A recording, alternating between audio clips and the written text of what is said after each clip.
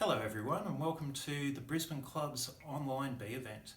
I'm here at Greg and Jennifer's place. They've invited me along today and they'll be talking about their journey with stingless bees. It's really nice to be here. Thanks for inviting me along. Welcome. And the only other club news that I really want to remind people of is the annual general meeting, which is on the 25th of October. Please have a look at the AMBA website for details on that. They'll be up there shortly. And we'll also send an email around before the event. Thank you very much, and it's great to be here. Welcome and all the best with the meeting. Okay. Hello everybody, my name's Greg and this is our story of how we've travelled with stingless bees in the last 3 years.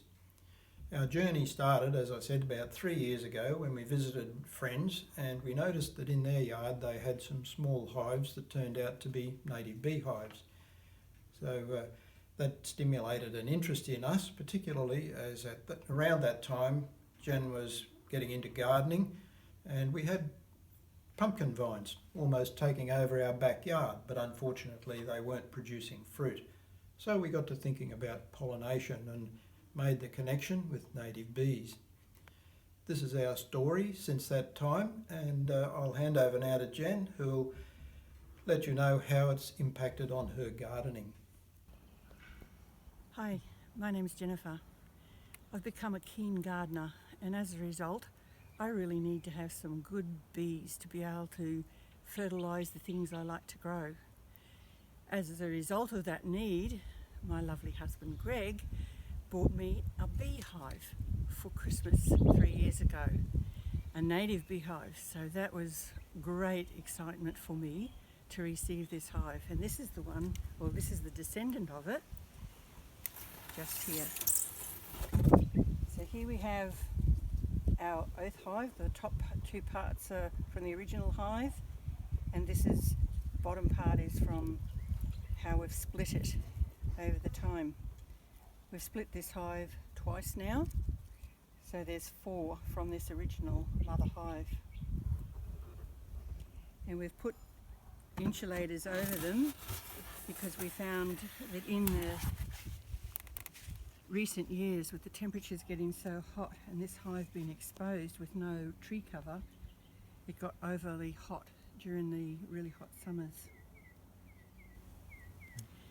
Some of the things that I've found extremely helpful to have the bees for is my strawberries.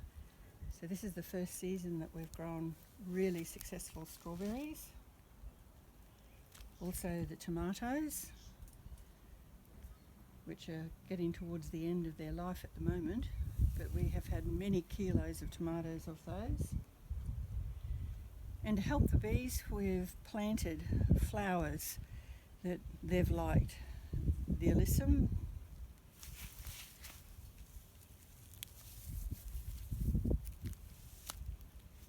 salvias,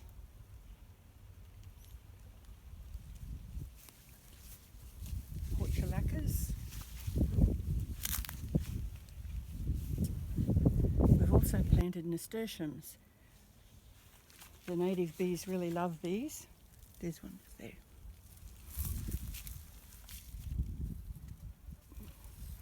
And so do the honeybees. Nasturtiums also are something that you can eat. All part of the nasturtium is edible. It's also really good for the lime tree. So there's the buds coming on and we have lots of baby limes on there now. We've also had great success with our avocado tree, which has just finished flowering. There's one of the avocados from last year's crop, and there's lots of baby ones here. We got about 40 avocados off it last year, and I believe that's because the bees have been very busy fertilising. One of the greatest benefits in my garden from the native bees has been the blueberries. We've already picked a couple of, probably at least a kilo of these lovely plump blueberries, and behind we have the lychees. They're in flower now, I can actually see a native bee on one of those right now, just here. Oh, he's gone. So they have benefited greatly, and also the olive tree. Our olive tree is flowering at the moment, and the bees love it as well. Our next door neighbours have mandarins, passion fruits, peaches and figs, and they've all benefited too from the native bees. We don't get a lot of fruit off it, but we only get what falls over our side of the fence, but still, we enjoy it.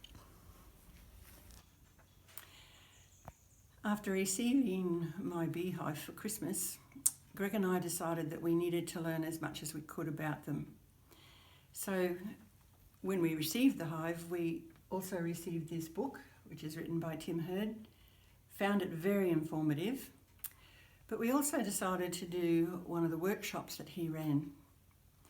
In that workshop, we learnt how to split hives, how to harvest honey, and the dangers there are in keeping bees in regards to pests. So it was very informative. We also decided to join the Brisbane Native Bee Club. That has since become the Brisbane branch of the Australian Native Bee Association. We've gone to almost every meeting, or every meeting where I've been available to go to, and found that the information we've gained from attending those meetings very insightful. Also, it's been good to see and talk with other people, some who are looking to make a business out of native bees, others just interested like we are. So we've, in that time, we've learnt how to, or we've actually done splitting hives. We've harvested honey. We've also rescued hives. These hives have been in situations where they couldn't stay. They would have been destroyed if we hadn't gone to rescue them. We've also done budding or soft splits. Another one's eduction. That's the same, meaning the same thing. But all of those, we've set those up as well. We now have in excess of 20 hives, but we're not really wanting to keep all of those in our own yard. So as we've talked about our native bee interest with our friends, many of them have said, oh, they'd like to have one in their yard as well. So that's what we've done. And they've become interested also, many of them just so that they can have them there for pollinating veggie patches like I wanted them for. And other than that, just really being interested in seeing that native bees are kept safe and we can have lots of them around. So we'll now just take you for a bit of a tour around the yard and show you some of the different places and types of bees that we have here. Last year, Greg and I had the pleasure of attending the Native Bee Conference in Brisbane, and part of that conference was an exhibition of very inventive types of beehive houses. This one here was constructed by Steve, and I fell in love with it straight away. Having been raised in the country, I knew very well what an outhouse toilet was like. So this really appealed to me, and it sits at our front door. It's a very great conversational point. When we open the door, you can see the beehive inside. The little ladies are going through between the feet, and this piece of tape here is to assist in being able to draw the hive out, for us to be able to weigh it and check on its health. So this is a great innovation for our little outhouse beehive. These two hives are our Carbonaria hives. They're in the same oath style box as the hocking sow that you've looked at previously. And the thing that you'll notice with Carbonaria is that they like to build up a lot of resin around their entrance. This hive is about 6 months old, and you can see what about 6 months build up of resin looks like. The other carb hive is the one behind me, and it is about 18 months old. And you'll notice it has considerably more resin on it than the younger hive does.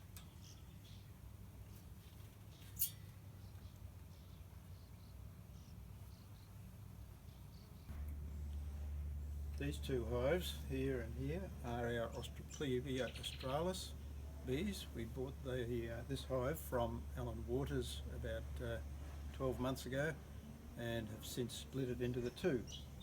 Being a completely different species with different nest requirements and so on, the hive box is quite different, and Alan supplies them with the foam cover as well. So they are a species that likes to live in a drier climate, but they do manage to survive fairly well here in Brisbane.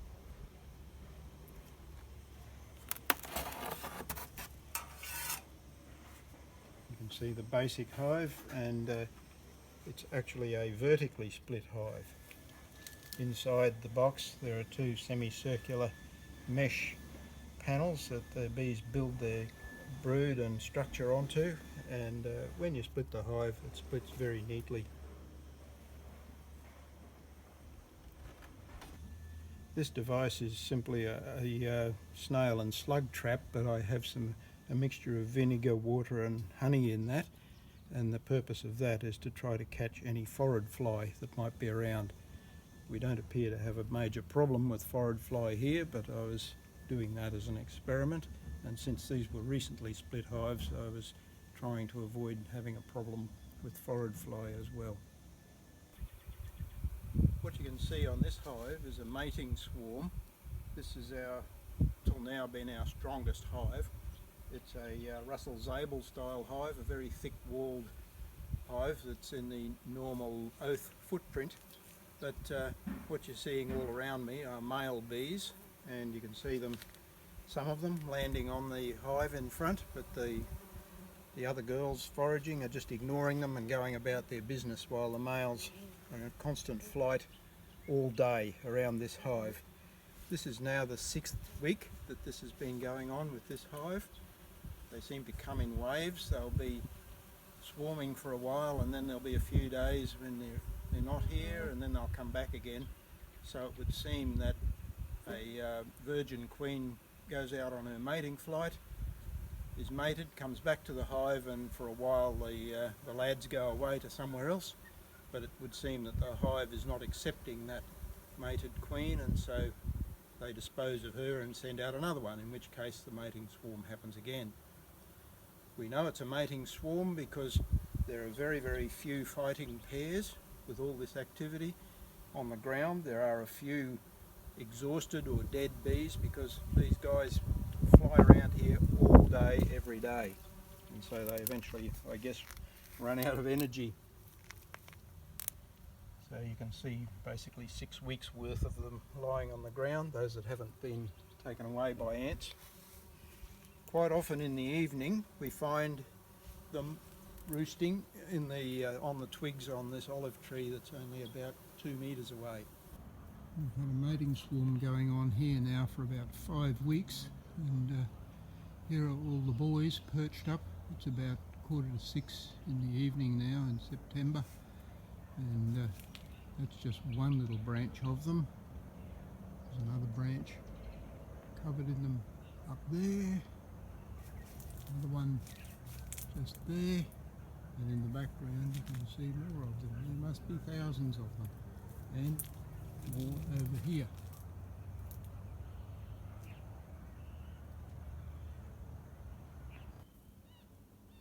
This is our first attempt at an eduction. We commenced it about 4 months ago.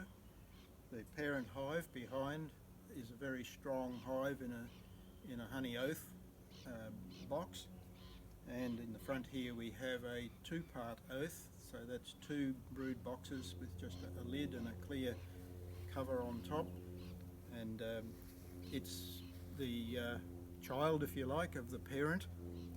They haven't done very much over winter, but they are just starting to develop now.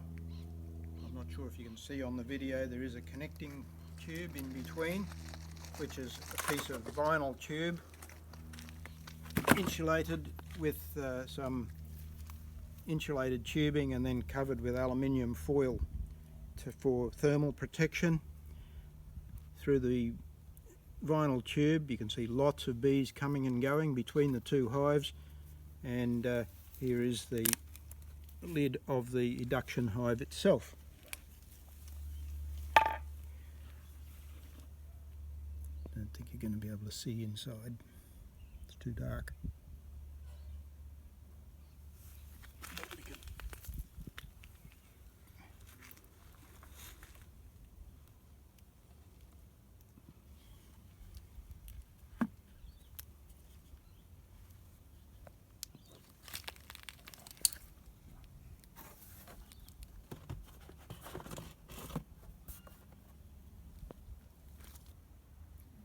Our second attempt at eduction is this setup here, which is a parent hive, another Zabel hive, and a Tim Hurd style observation hive.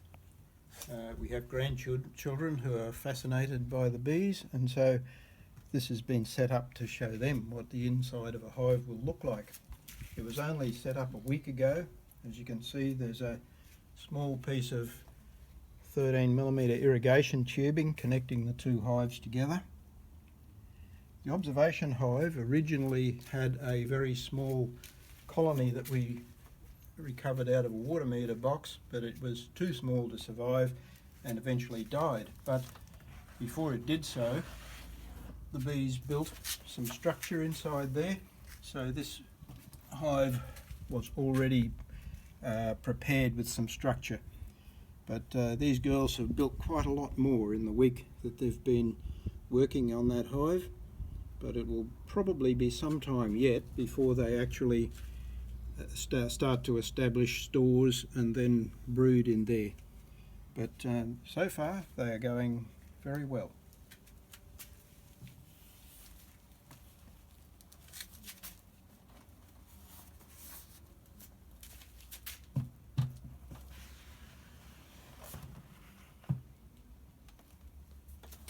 Now that you've seen the hives that we have in our yard, I'd like to show you how the boxes are made up, and you've no doubt noticed the insulated covers over the hives. We'll have a look at those and a few other interesting accessories that are useful with maintaining our beehive collection.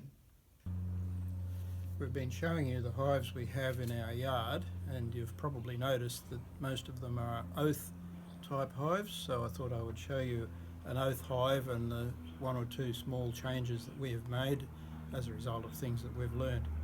So beside me I have what's called a honey oath hive. It consists of 3 boxes. From the bottom we have a brood box that has the entrance on it, and in the case of the oath hive we have a landing board on the front as well to make it easier for the bees to enter and leave the hive. There's a middle box, which is the top brood box, and in a honey oath hive there's a honey super as well.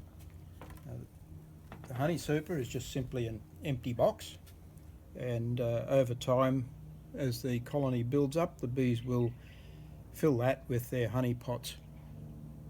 Made of 25mm hoop pine ply, and the ply is very good in the sense that it doesn't warp and so on. Quite, when it's painted, quite weather resistant, and these boxes are very, very easy to build using basic tools. The top brood box has a brood excluder on the top, which covers most of the cavity except for about 25mm at the back.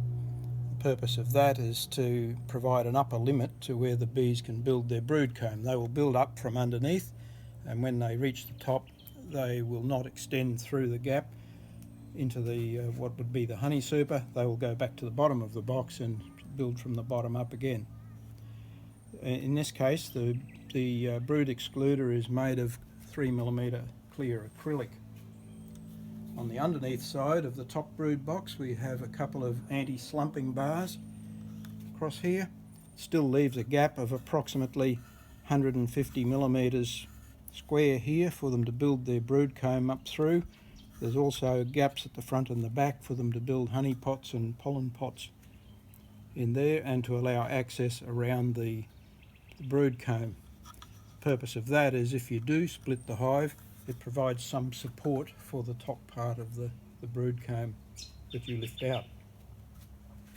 The bottom box again is just an empty box that has the entry hole in it, but a couple of things that we have discovered is one thing that's a good idea is to use some gutter guard mesh in the bottom of the box.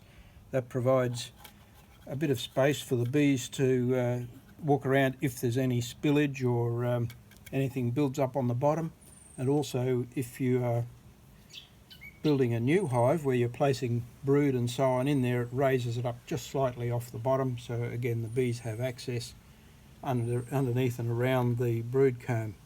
The other modification that we do is to provide this entry tube.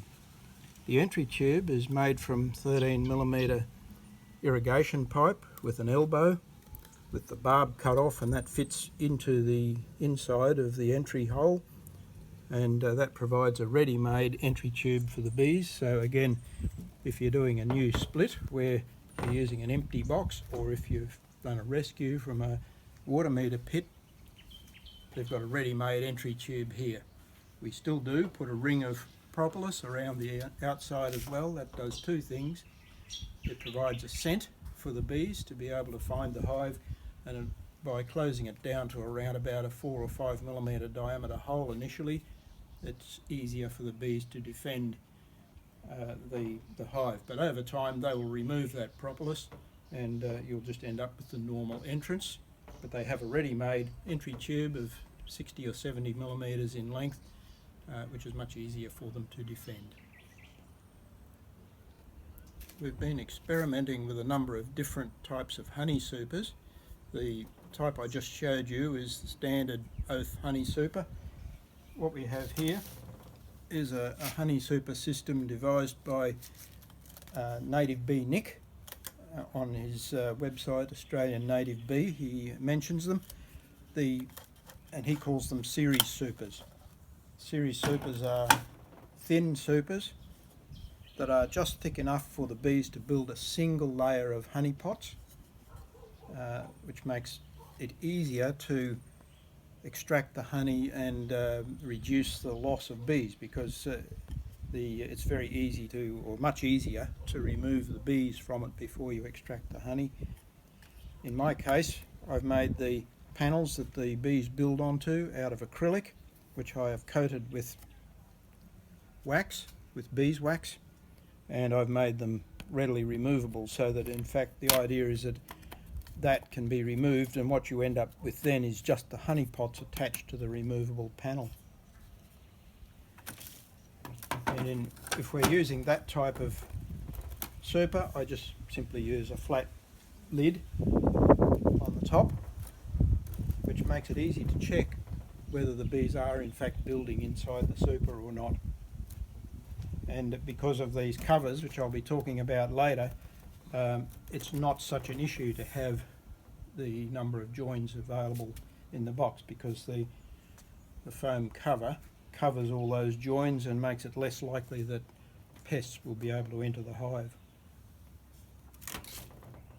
The third type of honey super that we've been experimenting with is an idea that came from Alan Waters.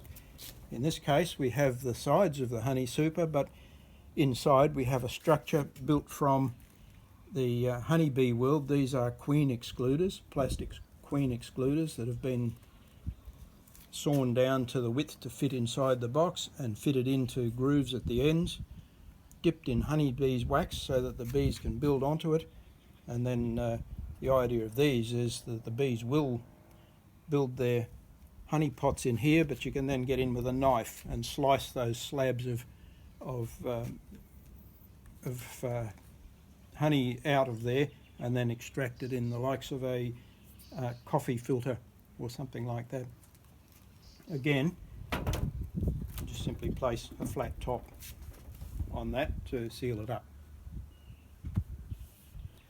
One of the things we've learned in our journey with stingless bees is that the hives that were better insulated came through the winter with a much stronger colony, And the other issue that we've had is a couple of times we've lost colonies because of heat waves.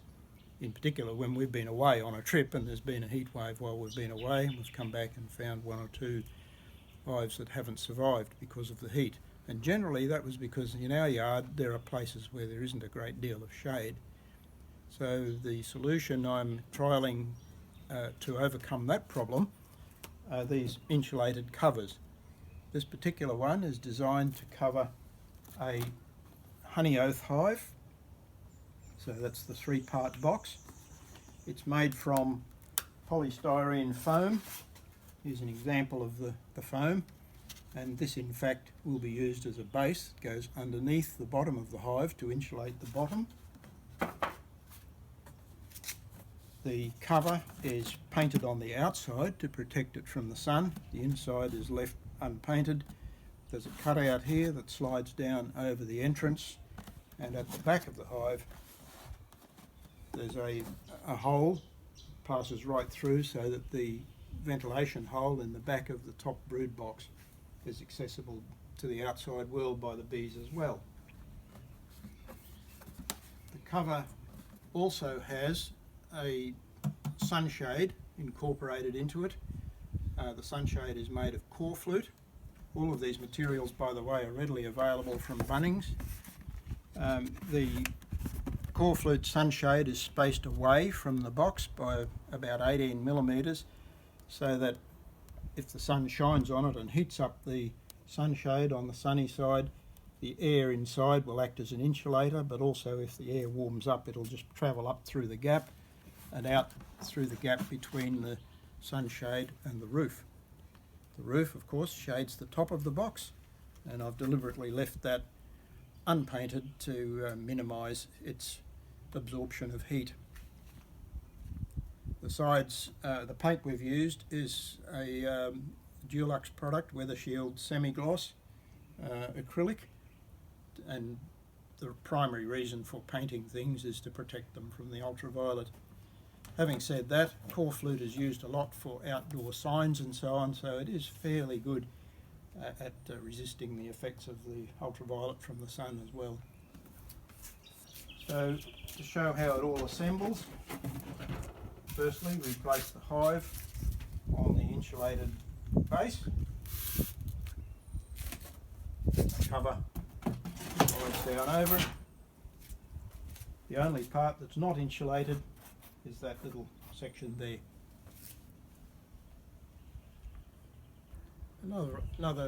A number of other useful tips. This is exterior grade acrid here, is the glue that I've been using in building boxes and also building these insulated shelters. The acrid here works very well with the polystyrene foam and also of course the plywood in the boxes. It's weather resistant and very easy to use. In recent times I've not been worrying about screwing the boxes together. I just simply glue them and clamp them with corner clamps, and that seems to provide adequate strength. When it comes to taping joints, this is the tape that I found that's best for the job. It's a Bear product and it's called Long Life Outdoor. It's a PVC tape and says 14 days on there, but I've found that it lasts much longer than that.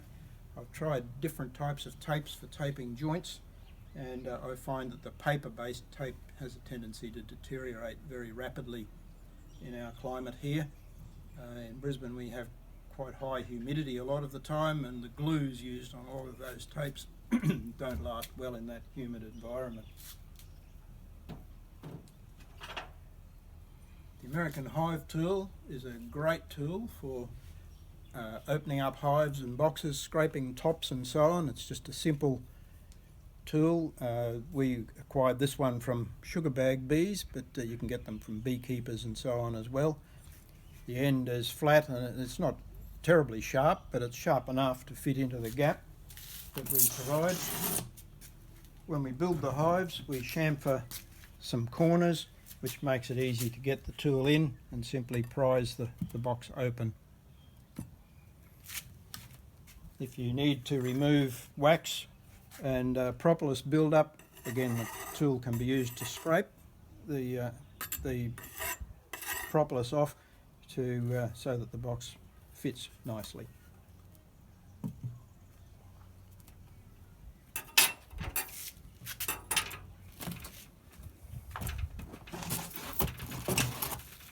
Another very useful tool that I've found is this low-cost kitchen scale. This one measures up to 15 kilos in 1 gram increments, and I find that exceedingly useful for weighing the hives. It's good to keep track of the weight of the hives so that we can keep an eye on the strength of the... It's one of the indicators of the strength of the colony inside.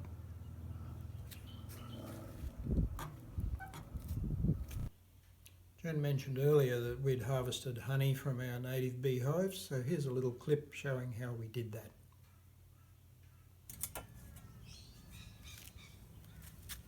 Lots of bees coming and going. I'm just going to take the super off, if we can.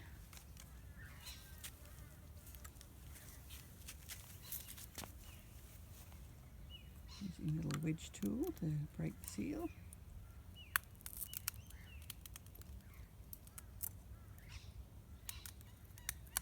Man, that sure stick it down tight.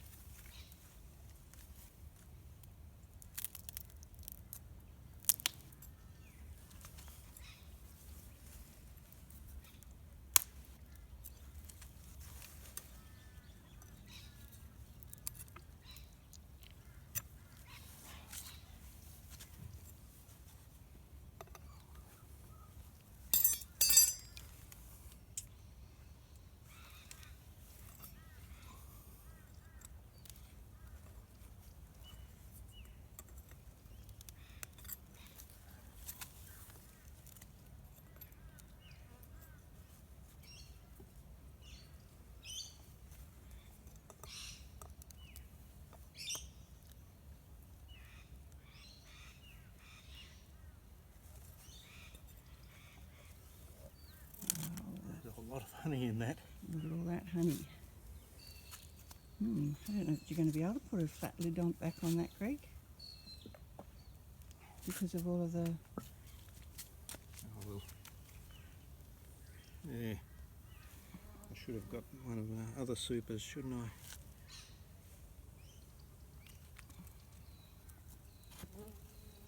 You remember you haven't got it screwed down. Ooh, they're not very happy. Well, that'd be... And these are Hocken size, so Hocken size can get a bit aggro with when you fiddle with them.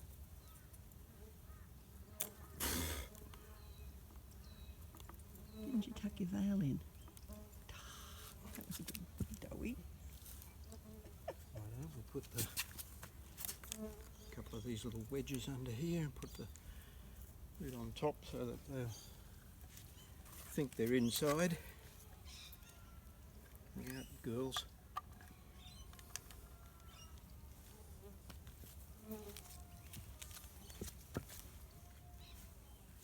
A lot of weight in that.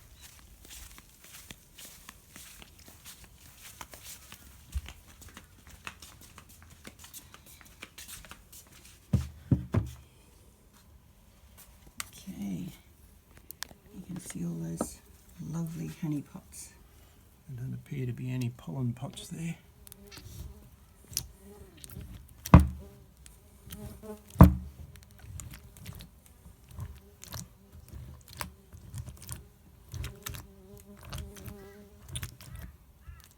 you can so smell the honey.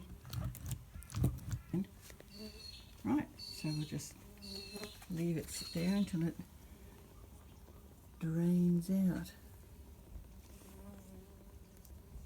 Taken the honey super off and just covered it for the moment, covered the beehive. So this is what it now looks like, and we're going to put our new super on. Are you going to try and clean any of that stuff off? I'll just scrape it slightly. Where's the other thing that's not there? Where's the tool? Most of the bees have left the... Top piece, yes. So if we scrape this off, it will help stop it being invaded. anti-vermin. That's why I want to tape it when we've got the super back on. Sticky. Hardly any bees there now.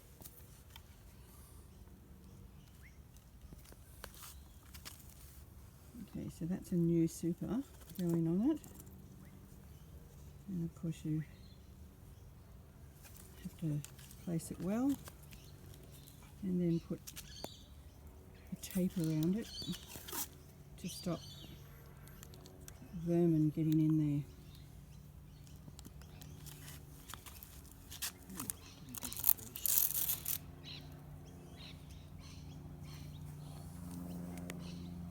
This will only need to be on for a week or two. The tape. It doesn't take very long for the little ladies to reseal the join.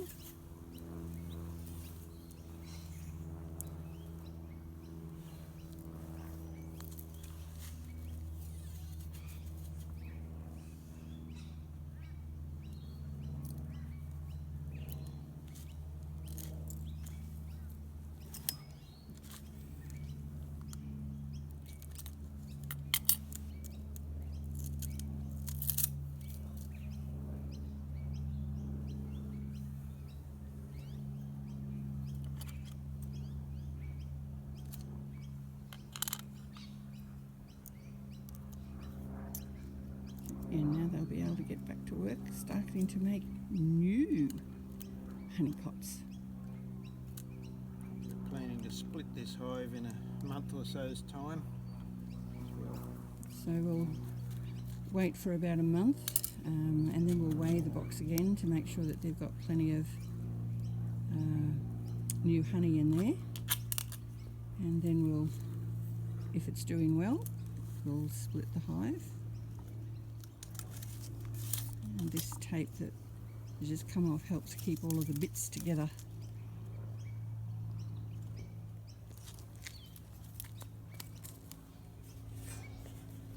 Lid goes back on. And we're done for the moment, I think. Over the time that we've been involved with native bees, we've rescued a number of colonies from various man-made places where they were not welcome because they'd be having to get in the way of people carrying on their work. So here are a couple of video clips of us extracting colonies from various pits and so on. Okay, we found a Telstra pit that has some of our little bee friends in it. So we've decided to come and take them home. There they all are, sitting there looking.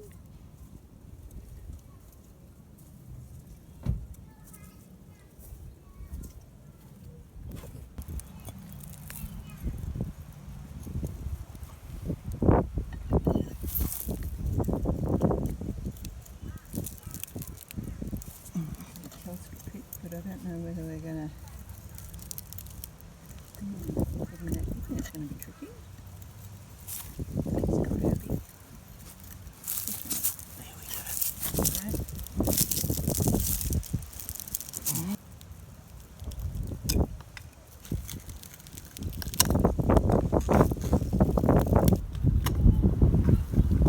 So they've glued it down pretty well.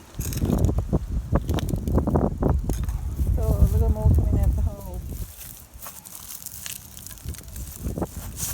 Oh man, it's huge. I'd say that nest has been there for a long time. Okay, knife. Good eye. Wow, that's a beauty. Beauty brood comb. Fabulous brood comb. Want me to touch it? Very nice, please.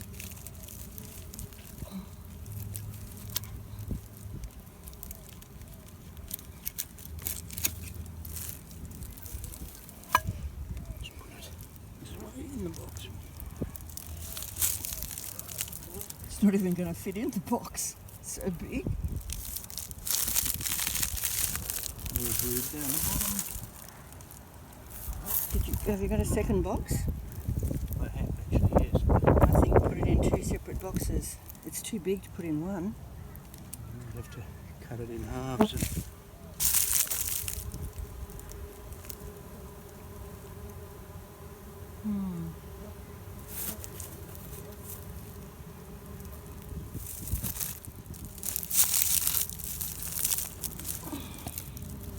Don't know if I'm videoing this very well. I'm not really focusing very.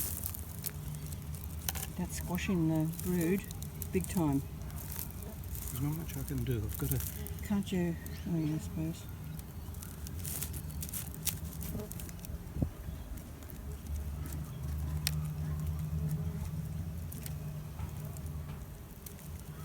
Trying Do not you want me to hold it up trying rather not than to you squashing it? Trying not to.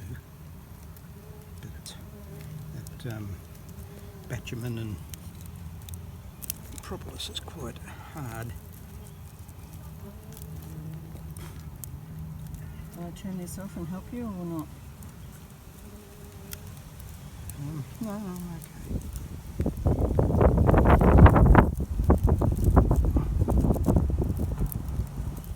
I'll just put the top on. Look out, girls. I'm going to brush any off. I don't think you're going to be. You can try, I suppose.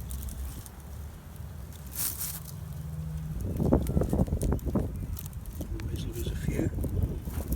Take that out.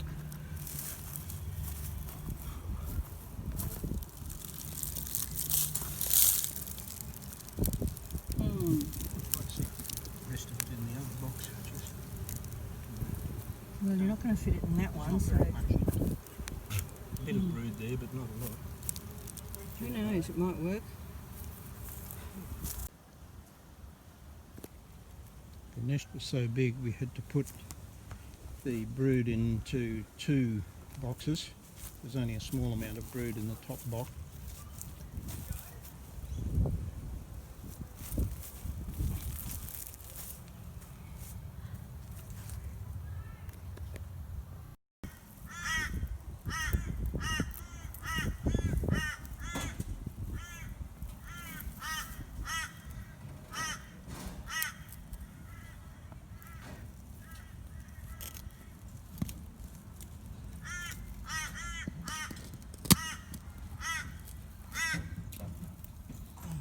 Maybe clear some of the soil around from the side. No? Well stuck down, as usual.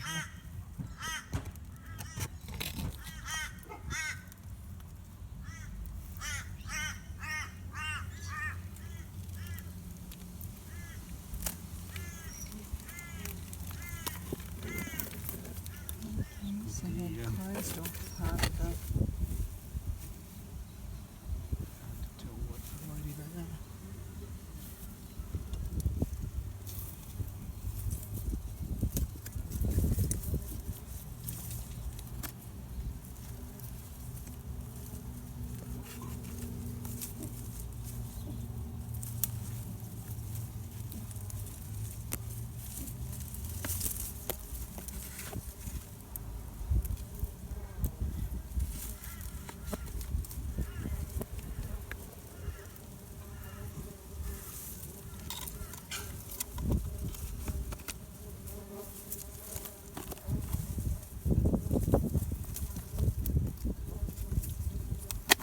Honey pots over there.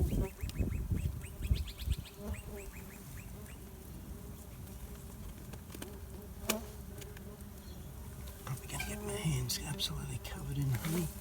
Bring plenty of rag. They're not biting like the No, I reckon they're carbonarias. it could be.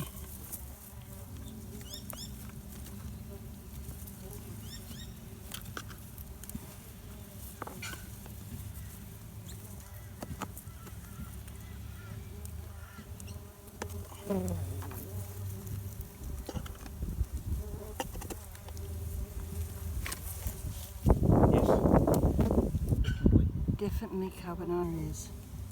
So there's a lot of the brood is still down in there.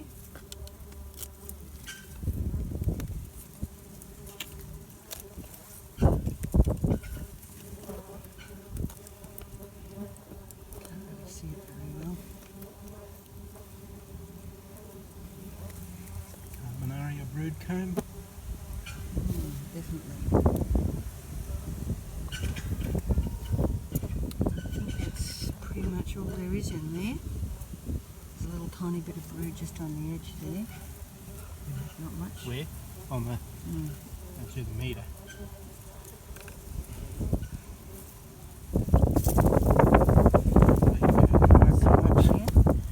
There are wild carbs around here too.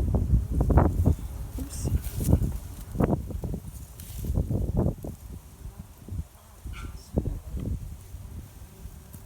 Just got it all cleared.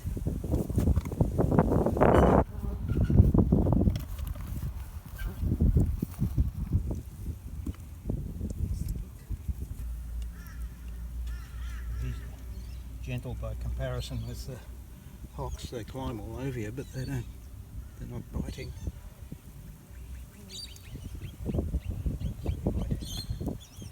Cover that up, put it back on again. I'm going to blow that out first. Very many in the, a few, but not very many in the pit. I suppose we could. Get the blower. Oh, this is the carbonaria nest that we've boxed up from a water meter box. It's probably been about half an hour now. It's still a while to go before sunset, but a lot of the bees have now gone into the hive. We're just waiting till dark to all go inside. One of the ways of propagating hives is to split them. So in other words, take one hive and turn it into two. So we now, we've got a couple of clips, one showing a split of a Hockingsii colony and the other one a Carbonaria colony. The 12th of January, we're about to have a look and see if we can split the Hockingsii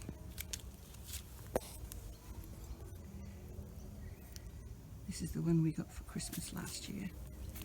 So Greg's just going to have a peek in and see if he can see at what stage the brood is.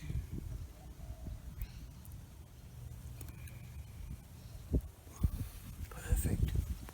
Absolutely perfect. Okay. Right in the middle. Right in the middle. Look at that.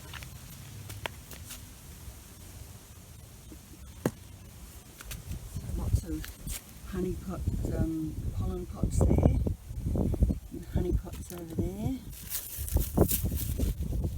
Do you need to clean off the stuff around there so they can seal it better when you put the other lid on? Just to keep it clean. That's a fantastic advancing front, isn't it? This is looking wonderful. Over the way, ladies.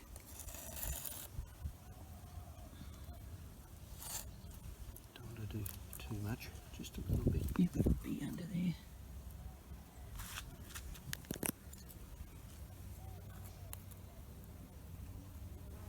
And those little pads there so that you can put the new one on Without squashing bees. without squashing too many bees. Hold on, hold on. Videoed the floor then. See the little bees on my hand? Pop off, ladies.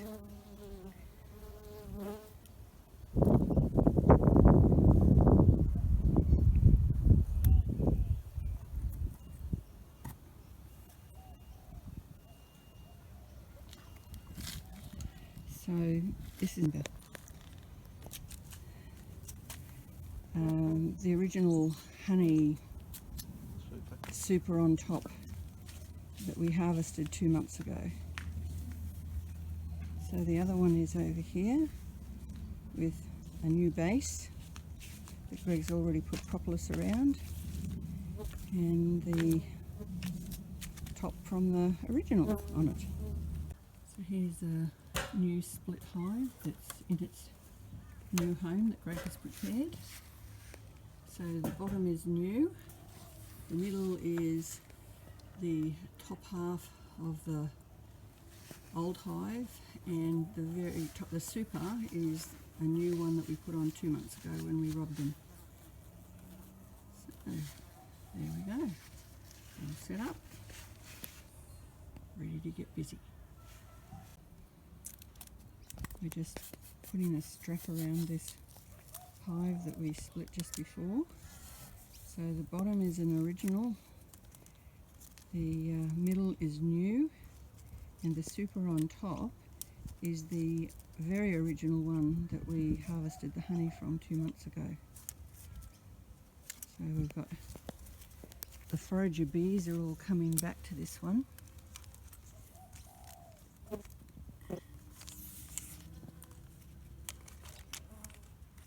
they're finding the phone very interesting.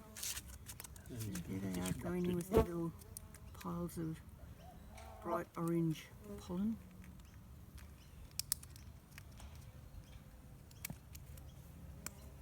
They get a bit distracted because we're here. Just such busy little ladies. It's fascinating.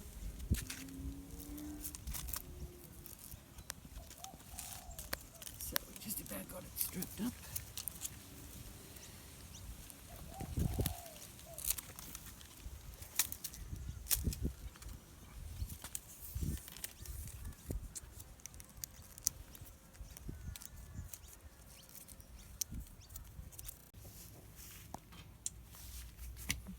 This we hope will still be a carbonaria.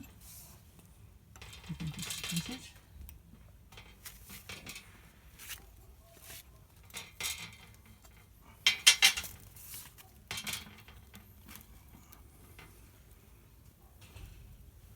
Beautiful carbonaria brood comb. Which we will have to cut.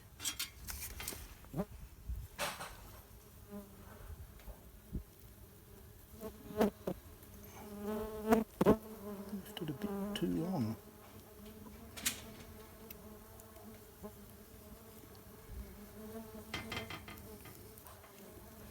I'm happy about it.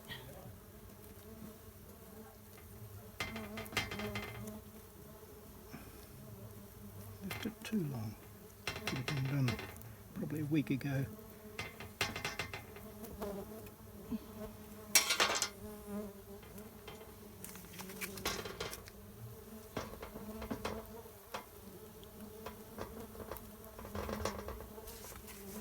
Shame about the damage. Pollen pots. Unfortunately, there's a few babies there that we've broken up. Can't see any queen cells. Okay. Yeah. Sorry. Really should scrape the top of that first. Yeah.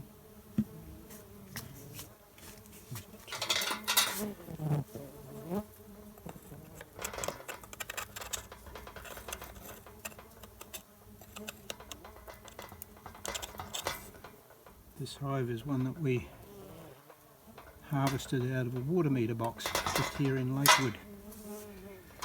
It's done just over a year ago, so it's done very, very well.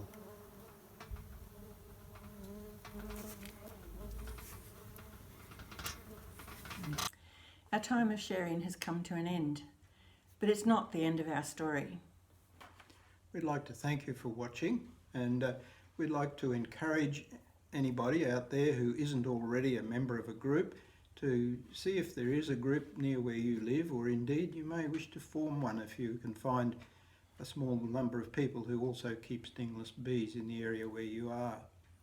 We'd also like to encourage people to learn as much as they can about keeping stingless bees.